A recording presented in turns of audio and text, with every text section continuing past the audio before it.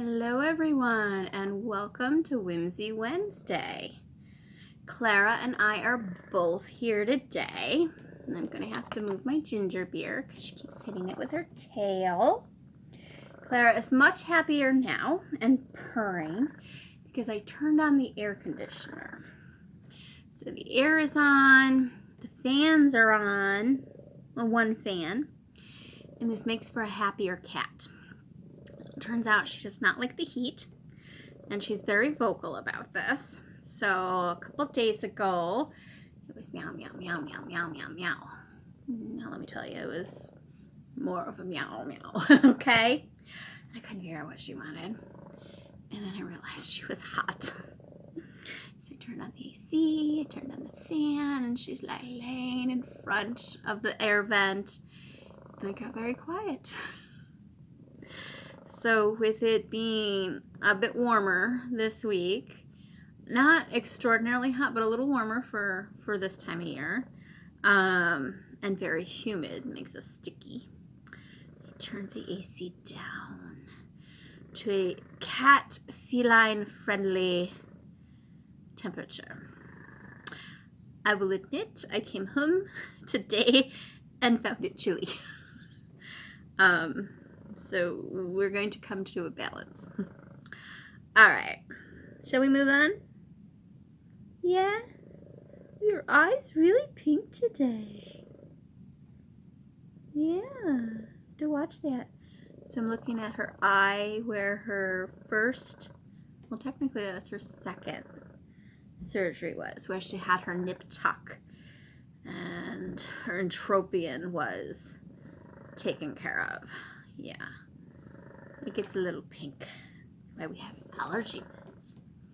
All right, so today I wanted to share the story of my first antique ever. The very first one I bought.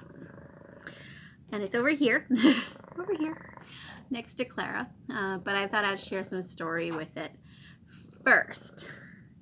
So I was about 8 years old and went to an antique show and sale with my grandma and my grandpa. We used to do a lot of antique shows, yard sales, museums together.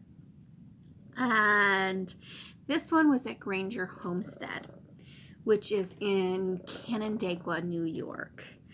And Canandaigua sits at the top of Canandaigua Lake, which is one of our Finger Lakes in this area.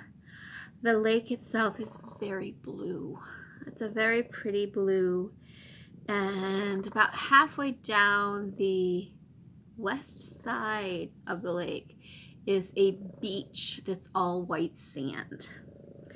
And there's a story that goes with that white sanded beach that thousands and thousands of years ago, a great white dragon had been wounded.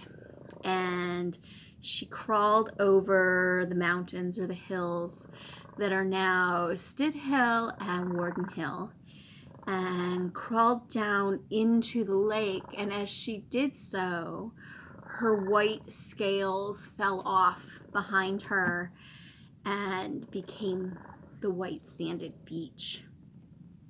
So it's a very pretty beach. The sand is nice and soft. Quite the story. Now the lake itself has a long history. Obviously, if there's a several thousand-year-old dragon there. At the top of the lake was a native village, and as such, of course, there's stories that go with that. There's a beautiful modern beach at the top, and people go throughout the summer, and they have a nice ring of fire. In the 19th century, there were paddle boats and steamboats that went up and down the length of the lake, and they actually did this on a daily basis.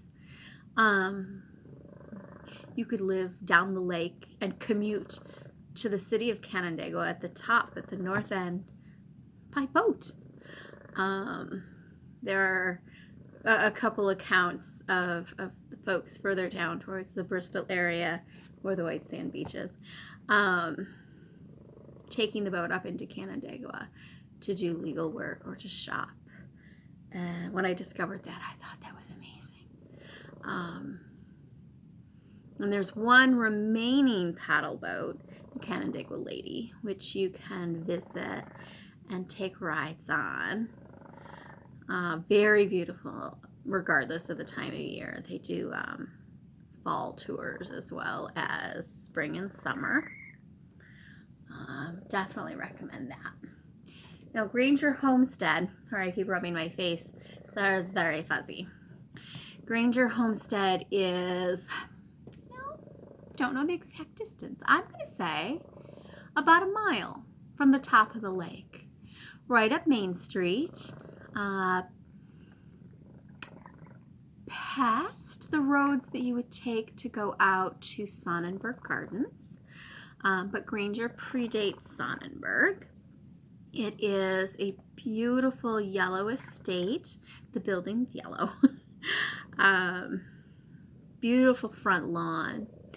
And it was this front lawn where the antique show and sale was. We won't go back into what year this might have been. I was younger, about 8, I said.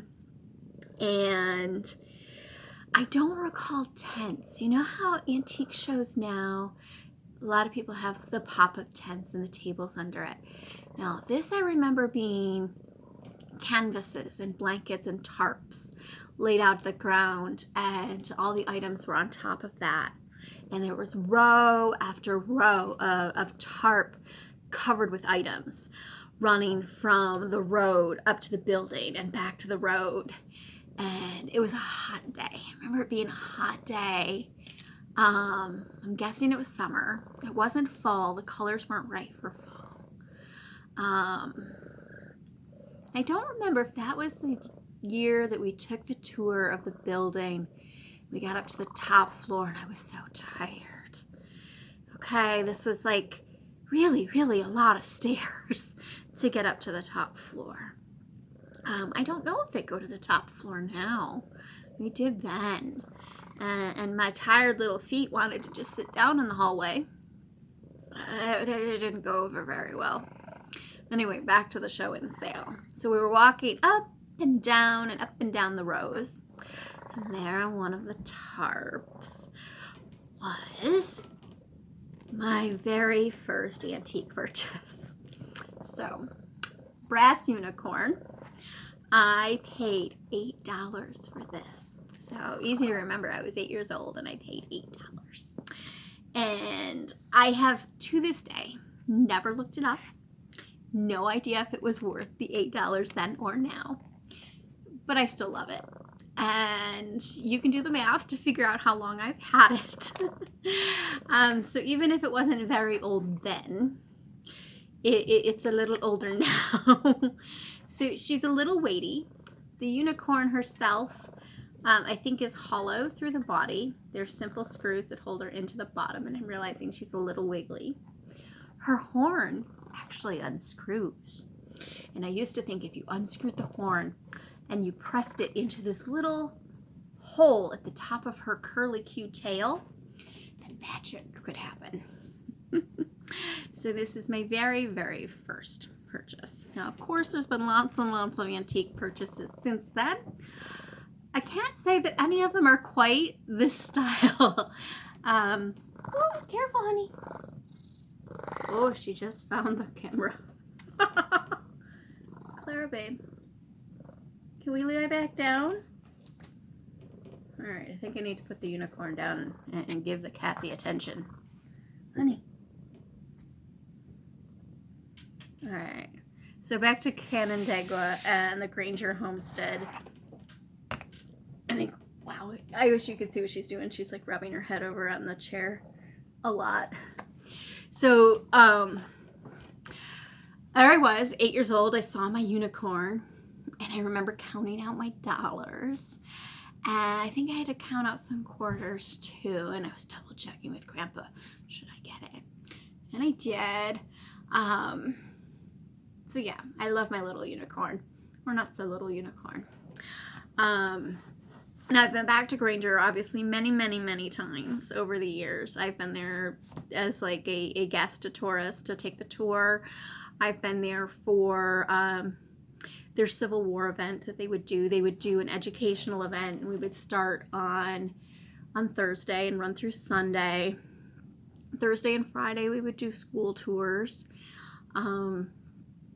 So we would definitely come up with some particular stations for that. I usually did a Soldiers Aid Society back in those years.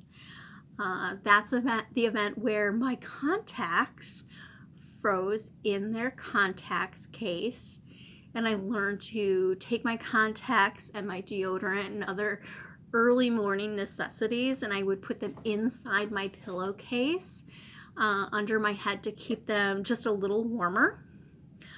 That is also the location where I blew up the battery in my car. I had set up my tents, drove back behind the barns, and was getting some bales of straw to turn into tables and display for the Aid Society. And I piled them up on my little car at the time, all by myself. I was a bit smaller then, a lot stronger. Piled them up on top of the car, so they're up on the roof and up on the trunk. Get back in the car, I start the car, and poof, strange noise, smoke everywhere.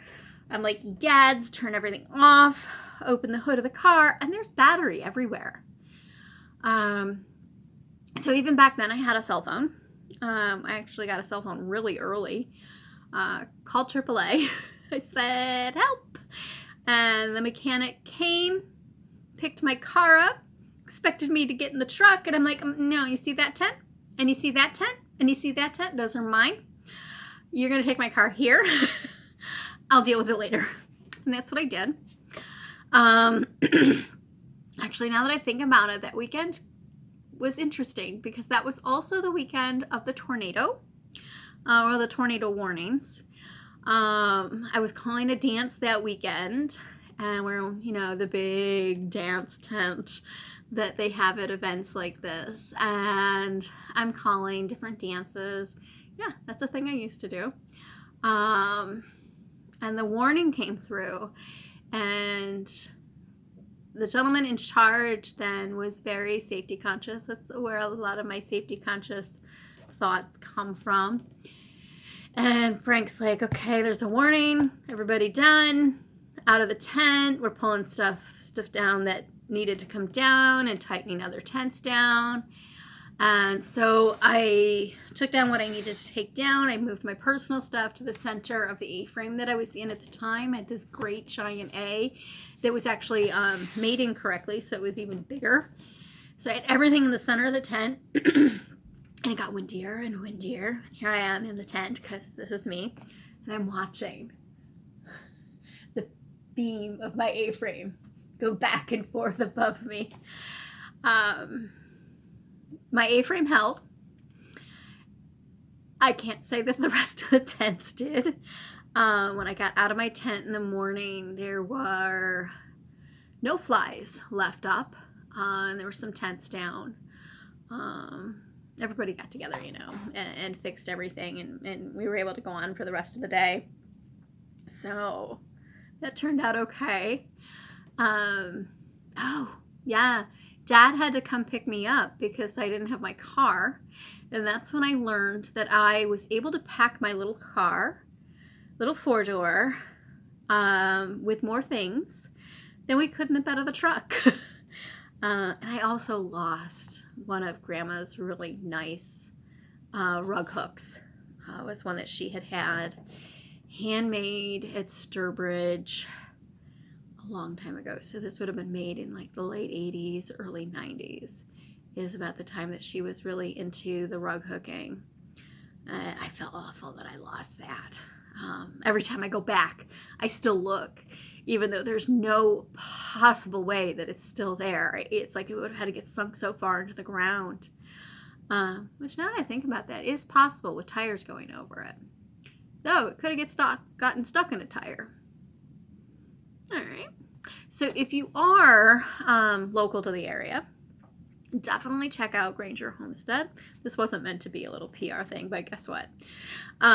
Check it out. It's a place I love. If you're here in the fall, like in November, around the time of their Kindle Mart, see it then. They have this what do they call it? Festival of Trees. And they set up Christmas trees and wreaths all throughout the building itself. And they're gorgeous. They're all volunteer decorated, and a lot of them are up for auction. And you get to vote on which ones are the best. And it's definitely something to see. So definitely check that out. I think I'm gonna cut it short here because someone likes the attention. Here's one more look at my very first antique ever. I hope you enjoyed this little story, and I will see you all soon. Bye-bye.